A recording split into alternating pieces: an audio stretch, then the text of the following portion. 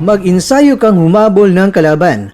Nagbigay na ng maanghang ngunit may halong payo ang Japanese boxer na si Kyunosuke Kameda para sa dating 3 Division World Champion na si Johnny Riel Cuadro Alas Casimero. Ito ay bago ang nakatagdang pagharap ng Pinoy boxer kay Tomo Mizukoshi sa darating na December 27 sa Aichi Sky Expo sa Japan. Sa isang panayam sa Abema Boxing, hindi pinalampas si Kameda ang pagkakataon na ipaalala na parehong naging kalaban at tinalo niya ang dalawang boksingero. Matatandaan nitong nakaraang Oktubre ay binigla ni Kameda ang boxing world nang talunin niya si Casimero via decision.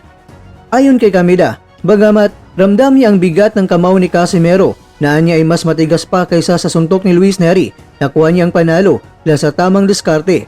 Siguro, kung nanatili akong nakatayo sa harap niya, sobrang lakas niya talaga.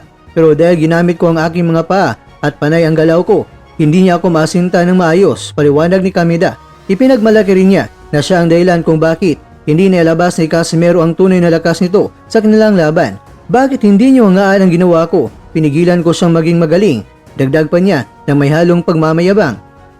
Hindi nagpigil si Kameda sa pagbigay ng direktang payo para sa susunod na akbang ni Casimero sa ring at hamon sa training. Sabihin niyo kay Casimero kung ayaw niya sa kalabang gumagamit ng paa o footwork, mag-ensayo siyang manghuli at humabol ng kalaban.